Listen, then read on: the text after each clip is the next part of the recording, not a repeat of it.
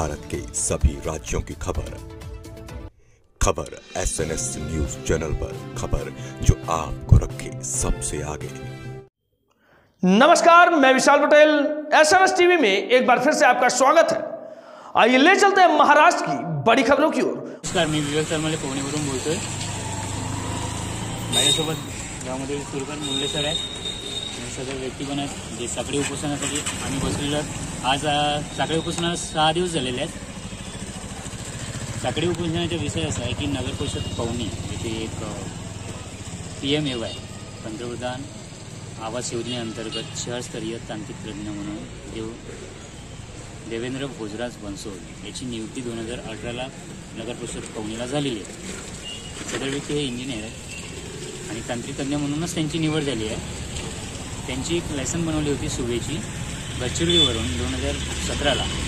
18ला इथे नियुक्त झाल्यानंतर सुबेची लायसन ही बंद करायला पाहिजे, पण त्यांनी ती बंद न करता 2022ला म्हणजेच नगर परिषद पवनी येथे कार्यरत असताना 2021ला त्यांनी सुबे अंतर्गत काम उचलले आणि त्यांनी आर्मोरी मध्ये कोर्टचं काम 2021ला केलेलं आहे।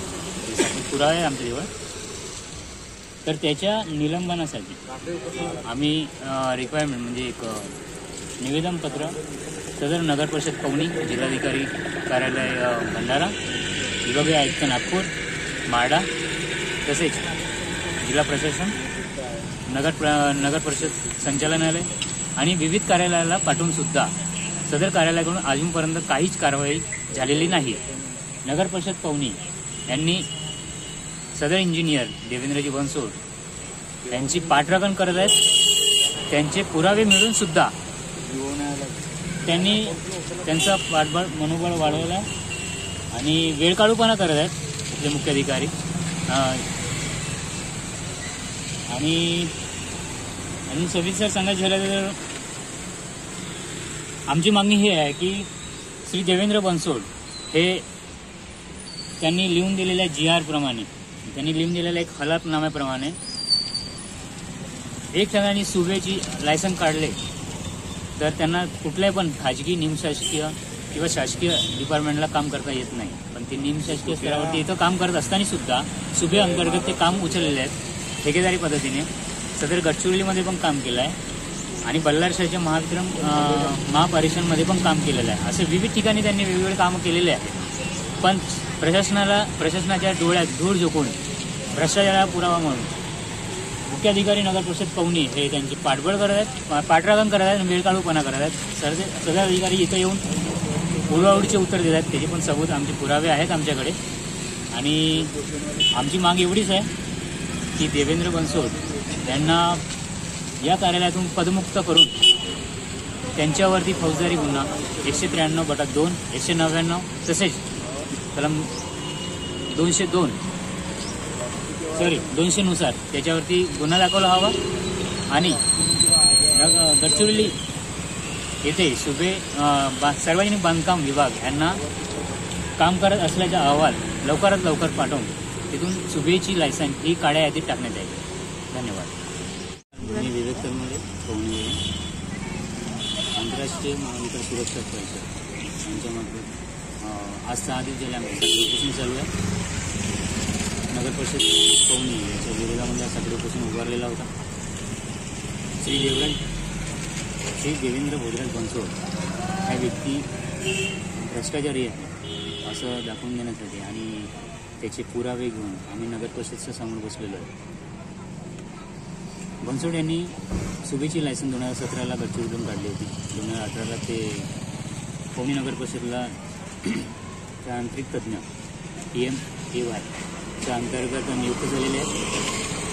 सदर कार्यालयात कार्य करत असताना त्यांनी सुबेच्या लायसनवरती 2022ला काम केले आहे। तसेच सोबतच दुसऱ्या पण कार्यालयात त्यांनी सुबेच्या लायसनवरती काम केले, पण GR जो सांगतो की एका ठिकाणी जर आपण सुबेची लायसन काढलं सुशिक्षित रोजगारची तर आपण दुसऱ्या ठिकाणी काम करू शकत नाही। पण सदर व्यक्तींनी एकाच वेळी दोन्ही ठिकाणी काम केलं, 2 जास्तच ठिकाणी काम केलं, बल्लारशाहला पण काम केलेलं आहे। हा भ्रष्टाचाराला उघड करण्यासाठी आम्ही बसलेलो आहे। पण सदर कार्यालयीन अधिकारी हे त्यांचे पाठराखण करत आहेत, वेळकाढूपणा करत आहेत आणि उडवाउडीचे उत्तर देत आहेत. तर आमची अशी मागणी आहे की देवेंद्र बनसोडे यांना तात्काळ त्यांच्या पदावरून पदमुक्त करून गडचिरोलीच्या बांधकाम विभागाला लायसन काळ्या यादीत टाकण्यासाठी अहवाल पाठवण्यात यावा. तसेच त्यांच्यावरती फौजदारी गुन्हा दाखल करून कलम 193/2, 199 तसेच 200च्या माध्यमातून कार्यवाही करून कलम 420 आणि 476 अन्वये त्याच्यावरती गुन्हा